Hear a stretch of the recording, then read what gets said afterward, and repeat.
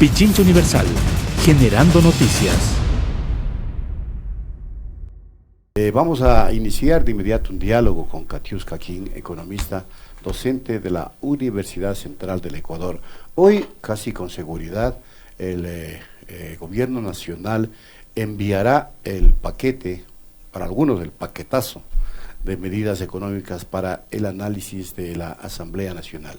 Como ustedes saben, la Asamblea tiene un plazo de 30 días para aprobar, reformar o negar este paquete de medidas económicas. De lo contrario, la propuesta entraría en vigencia por el Ministerio de la Ley. Y claro, las propuestas, entre otras, que se plantean en este paquete de medidas económicas son el incremento del impuesto al valor agregado. Se habla también de una eventual eliminación de los subsidios a los combustibles que restan, una reforma laboral que para muchos sería precarizar la situación contractual actualmente vigente en el Ecuador, y una serie de aspectos más vinculados a las cámaras de comercio y las cámaras empresariales, que favorecerían a estos sectores, en desmedro evidentemente de los sectores populares del país.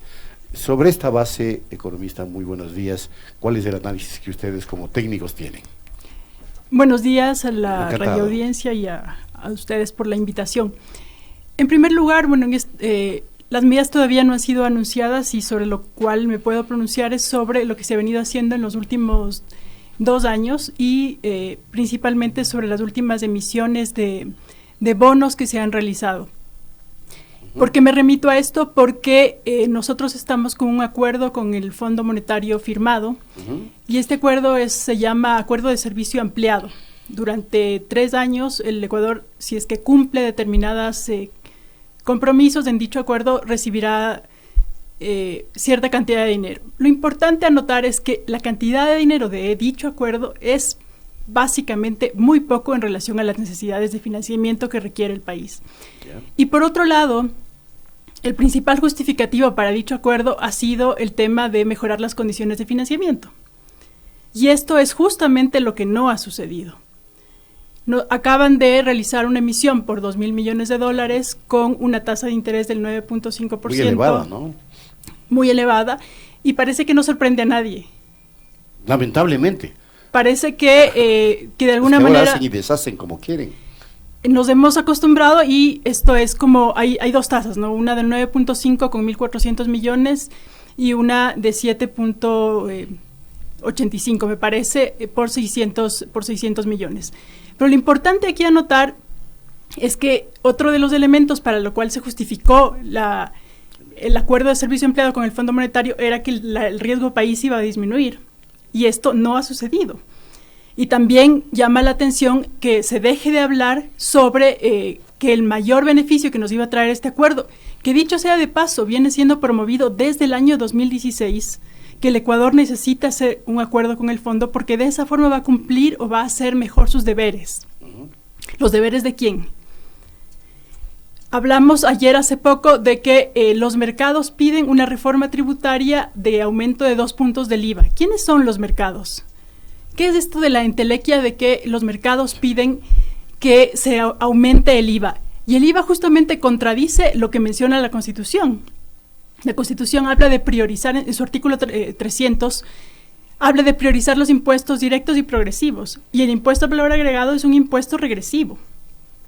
Y son 3 puntos los que van a incrementar. Eso de es lo que acuerdo está a la decisión del régimen. Eso es lo que está en este momento lo que hay que verificar. ¿Qué es lo que se envía? ¿Ya lo enviaron? Bueno, aquí está el paquete de reformas y señala que el presidente decidió 3 puntos de incremento al IVA. Lo que no me queda claro es que si ya es oficial. Yo también tengo una información que ha llegado, pero lo que me refiero es que han priorizado el aumento del IVA por sobre impuestos directos. Imagínese. Y esto lo que va a hacer es generar una situación económica aún más recesiva en la cual se encuentra el país. ¿Qué sucede en Carchi? ¿Por qué protesta la gente en Carchi? Parece que nosotros estamos un poco alejados de las fronteras, pero uno de los mayores problemas a los cuales sufre, digamos, la población de Carchi se debe a que Colombia devaluó su moneda. Al devaluar su moneda, ¿qué sucede? Los productos de Colombia se abaratan y nuestros productos se encarecen, y eso genera problemas en toda la frontera. Y Carchi se ha manifestado, se ha resuelto este tema, pero sin embargo existe un problema de liquidez en la economía. Y con todas las medidas que están queriendo aplicar en el acuerdo de servicio ampliado, que como digo, lo que se va a recibir es muy poco, están queriendo impulsar esta reforma tributaria para recibir algo más de $250 millones. Uh-huh. Y las condiciones de financiamiento no están mejorando, el riesgo país no está disminuyendo, y es evidente que este tipo de acuerdos no va a beneficiar a la población. Cuando hablamos de los mercados, estamos hablando de que cierta población o ciertos grupos de interés que están detrás de estos mercados están presionando porque se realicen estas reformas. Uh-huh. Otro de los puntos claves que se menciona aquí es la independencia del Banco Central. Eso es clave. Y han venido promoviendo el hecho de que el Ecuador requiere una independencia del Banco Central. Muy bien. ¿Qué es lo que está sucediendo?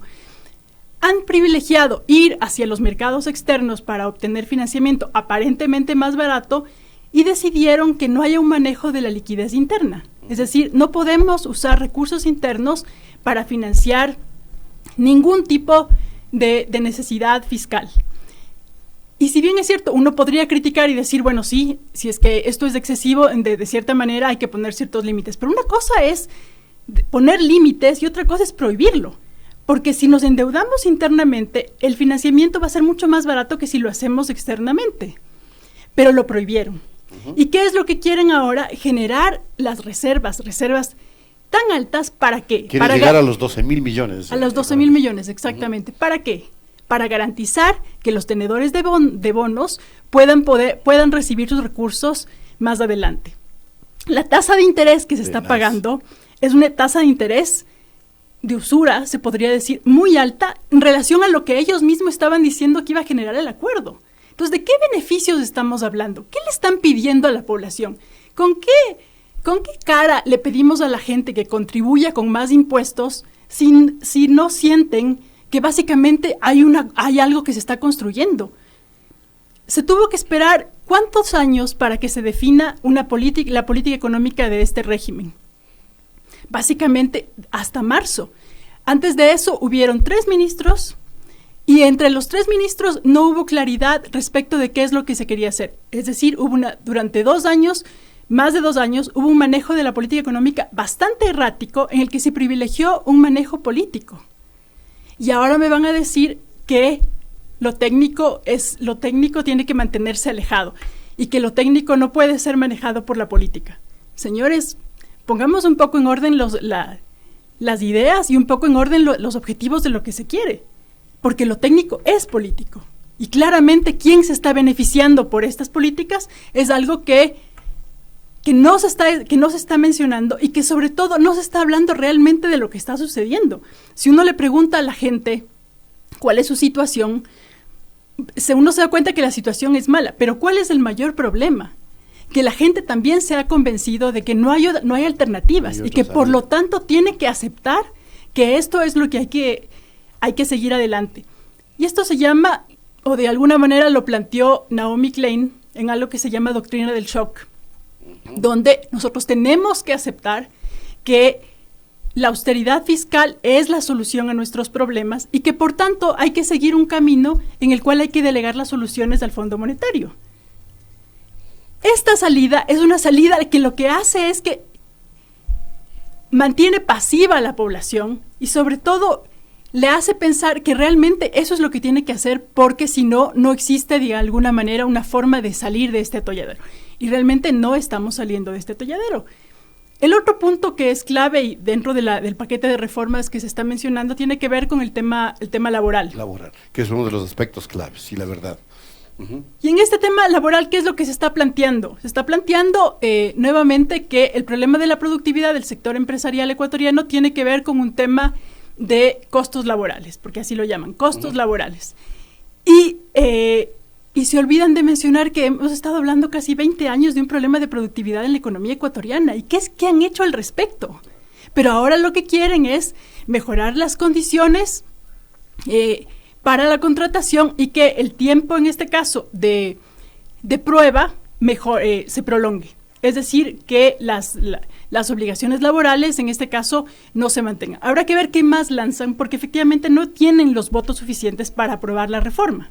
Y por lo tanto, si bien es cierto, la mayoría de los bloques quieren esta reforma laboral, por otro lado no están de acuerdo con la reforma tributaria que se plantea.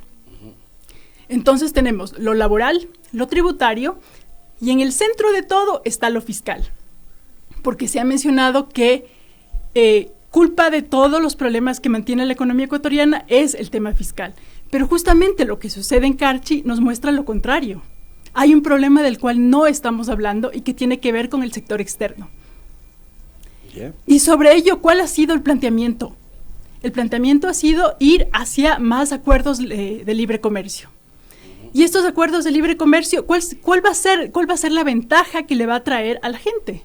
Claro, para muchos dirán, claro, nos reducen los bienes que podemos comprar, por ejemplo, vehículos de alta gama. En eso están preocupados. Eso nos afecta en la dolarización, y salida de capitales. Efectivamente, vamos al otro punto, que cuando hablamos del sector externo no se entiende realmente la dimensión de no tener una moneda propia. Y se va a eliminar el impuesto a la salida de divisas. Y además están planteando la eliminación del impuesto a la salida de divisas, con lo cual están facilitando el tema de la fuga de capitales. Uno podría decir, bueno, pero ¿cuáles son las alternativas? Señores, el 70% de las importaciones tiene una valoración de menos de $1. Menos de $1.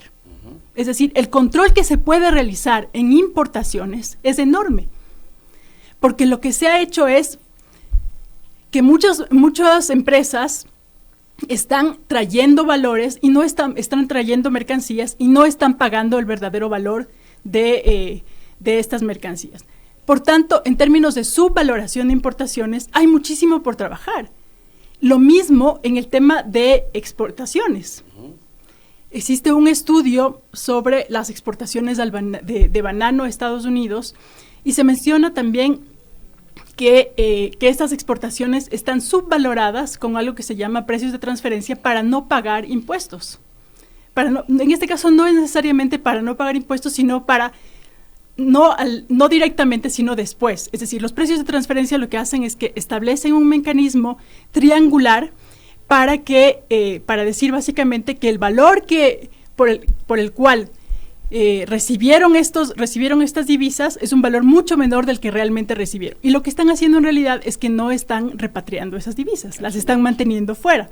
Entonces tenemos unos problemas enormes en el sector externo que no están siendo atendidos. Es un desequilibrio en la balanza comercial, ¿no? Totalmente. Y ahí justamente están las alternativas. Las alternativas están en tratar el tema de las importaciones y en tratar el tema de la subvaloración, en este caso de los valores de importaciones, y tratar también el tema de existe en este momento una cosa muy importante que está en discusión, de cómo las grandes empresas no pagan impuestos a través de distintos mecanismos externos, como por ejemplo los paraísos fiscales o determinados instrumentos financieros que evitan que las empresas paguen estos impuestos. Y sobre eso no estamos hablando. Es más, muchas de las disposiciones que en el Ecuador se estaban trabajando al respecto fueron de alguna manera eliminadas. Y si ustedes recordarán que hace poco la Asamblea lo que hizo fue, en unas disposiciones transitorias, eliminar de un plumazo algunas de estas. Permítame, economista, en la propuesta de reformas tributarias se habla justamente de la eliminación del anticipo al impuesto a la renta y se establecen facilidades de pago, es decir, nuevamente facilidades de pago. En el impuesto a la renta para personas naturales se reduce el porcentaje de tarifas para escalas menores y de la sexta en adelante se incrementa la tasa hasta el 38.5%. Esto dice el gobierno que afectará solo al 0,01% de la población. ¿Será así? A ver, yo creo que en el tema tributario hay como algunos elementos, digamos, hay que reconocer el principio de la generalidad y el principio de la progresividad y de la equidad. Ajá. Pero tampoco podemos olvidar que dentro de este manejo errático de la política económica, lo que hicieron, una de las primeras acciones que tomó el ministro actual fue impulsar una reforma tributaria con la ley de fomento productivo, que lo que hizo fue incrementar los incentivos tributarios y generar una amnistía tributaria que no beneficia a los trabajadores. Es decir, lo que pagan las empresas en este caso no puede ser recalculado para que los trabajadores reciban un mayor valor por el concepto de utilidades. Y en este punto, lo que se perdió es básicamente lo mismo que se está recibiendo por el acuerdo con el Fondo Monetario. Exactamente, 4.500 millones de dólares. Entonces, y aparte de la pérdida en el año 2018, esto tiene consecuencias en el 2019. También se está perdiendo y no estamos atacando algo que se conoce en economía como el gasto tributario. Es decir, no solo tenemos que hablar de los subsidios que se otorgan, sino también de los incentivos que se otorgan a las empresas para que supuestamente inviertan. ¿Dónde está la evaluación de que esos incentivos van a mejorar o aumentaron la producción? Acá no estamos hablando solamente de que esto ha sucedido en el año 2019. Yeah. En el 2010 ya se incrementaron los incentivos tributarios. Se redujo 3 puntos la tasa, en este caso la tasa de la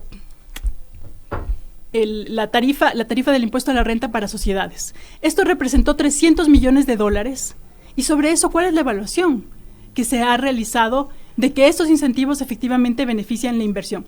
Esto no ha sucedido y sobre ello no hay evaluaciones. Ahora lo que están haciendo es eliminar los anticipos. Eliminar el anticipo.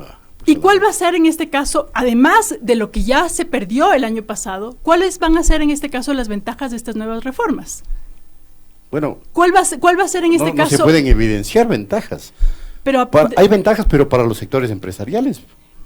Lo que yo me refiero es cuáles van a ser las contrapartidas, cuáles van a ser en este caso las nuevas inversiones que no se ven, porque la economía sigue en un ciclo recesivo. Y todo lo que plantea el acuerdo, que plantea como eje central el tema de la austeridad, como las medidas que están implementando, lo que está haciendo es aumentar el ciclo recesivo en la economía.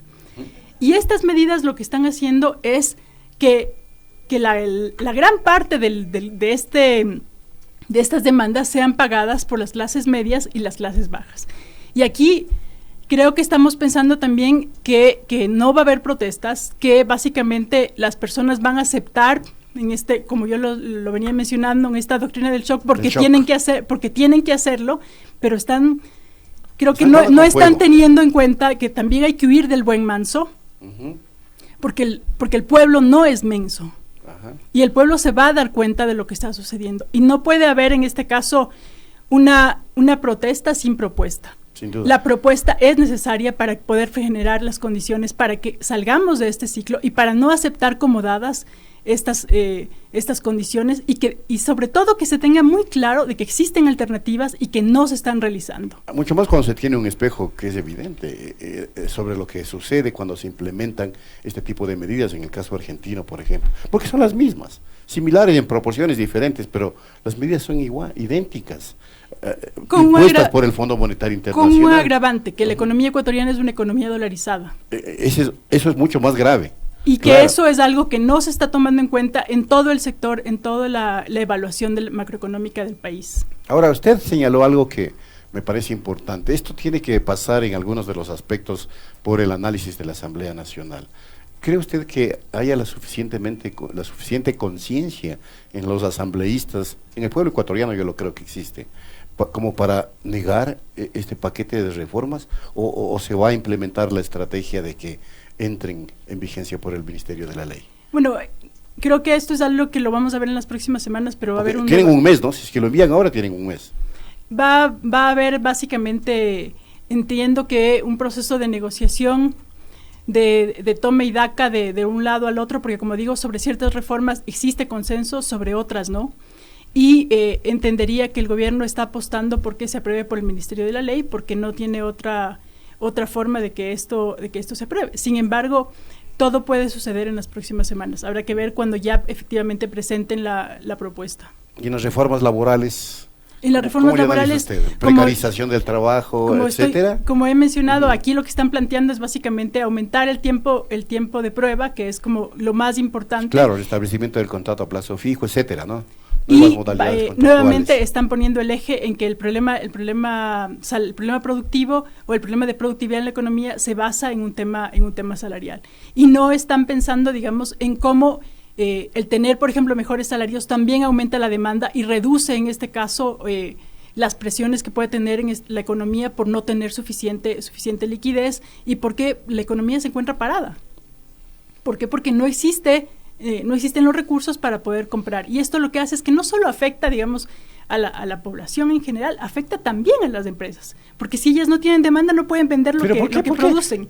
Pero parece no se está entendiendo es que eso es lo que quiero preguntarle. El ciclo económico, y lo que pasa es que se está respondiendo a intereses particulares. Ajá. Y no estamos entendiendo sectores, ¿no? Corporativos. De sectores corporativos, y no estamos entendiendo el real funcionamiento de la economía. O sea, lo que hay aquí es un manejo negligente de la economía con fines políticos. Y nos ponen la soga al cuello a todos los ecuatorianos. Exactamente. Y básicamente, si bien hay que mencionar una cosa muy importante, en el 2017 había expectativas favorables sobre la situación de la economía. Así es. Y estas expectativas favorables se fueron reduciendo porque el gobierno no tomó ninguna acción. Autoindujo una crisis, dicen muchos. Yo creo que no es difícil saber si autoindujo o básicamente privilegió un discurso político y no atendió los problemas económicos. Y ahora nos vienen a decir que lo económico es algo técnico y que la política no tiene que estar incluido. Señores, no atendieron los problemas, seamos claros y digámosle a la gente lo que hicieron. Entonces aquí el problema económico es un problema que se produjo por una falta de inacción y por decisiones inadecuadas de parte del gobierno. Y esto es algo que ahora le piden en un contexto de falta de cohesión social, le piden a la gente que contribuya con más impuestos. ¿A cambio de qué?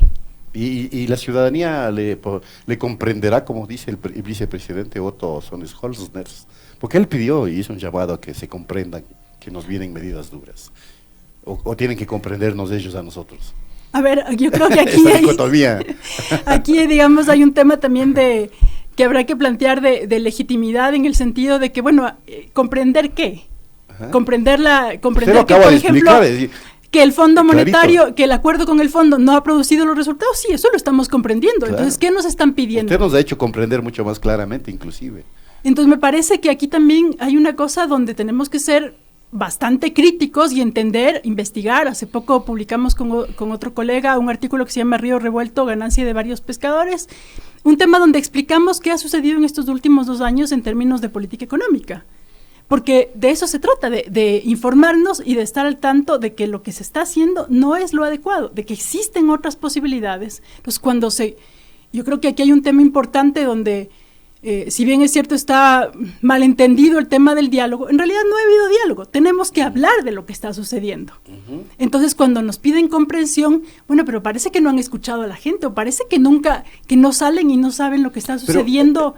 El problema es que lo que usted acaba de explicar aquí, economista, no es claramente explicado en otros medios de comunicación, porque hay un cerco mediático. Evidentemente. Y eso también hay que analizarlo. Evidentemente que esto por eso la gente acepta el shock. Evidentemente que esto fue parte de la misma estrategia, ¿no? Como mencioné, en el año 2016, el editorial principal del Comercio hablaba de la necesidad de un acuerdo con el Fondo Monetario. Y esto lo estuvieron repitiendo y repitiendo y repitiendo, y han invitado todo el tiempo a analistas económicos que piensan que ha sido necesario, y que básicamente lo que hacen es repiten el mismo discurso, y a fuerza de repetir y a fuerza de invitar a las mismas personas, la gente sigue creyendo que esto es lo que hay que hacer. Algunos economistas disidentes de los llamados ortodoxos, inclusive, que opinaron en contra en algunos aspectos, han sido cerrados en su posibilidad de intervenir y de opinar sobre esta materia. Han venido acá y nos lo han hecho saber, lo que quiere decir que hay todo un plan que evidentemente les va a dar o no resultado en la práctica. Pero yo creo que, digamos, y este es un tema que es real, evidentemente, que han procedido a mantener como la misma línea de discurso, pero la gente siente y, digamos, y ve la situación de lo que está sucediendo. Incluso hay mucha gente que puede haber sido muy crítica, y no se trata tampoco de no ver los problemas y los errores que se cometieron en el régimen anterior. Desde luego. De eso no se trata, ni tampoco de justificar la corrupción desde ningún punto de vista, pero tampoco podemos por eso justificar lo que está haciendo este gobierno. Y lo que está haciendo este gobierno es negligencia, sobre todo en términos económicos. Entonces me parece ahí que, más allá de lo que repitan y repitan, lo importante es que la gente perciba que esto es algo que puede tener una otra salida. Y básicamente la salida está en las propuestas, y las propuestas desde otros puntos de vista, no desde los mismos. Pero al parecer la ruta economista ya está fijada por parte del gobierno. Habrá que ver qué pasa en la asamblea. Como mencioné, hay que huir también del buen manso, porque el pueblo no es menso. Hay que huir del buey manso. Porque el pueblo no es menso. Eso queda acuñado de aquí en adelante porque lo vamos a repetir. Hay que huir del buey manso porque el pueblo no es menso. Muchas gracias, economista. Gracias. Una excelente explicación, yo diría didáctica explicación para que la gente podamos entender de mejor manera lo que se pretende hacer desde el gobierno nacional. Muchas gracias nuevamente a Katiuska King, economista y docente de la Universidad Central del Ecuador. Pichincha Universal. Aquí se escuchan bien las noticias.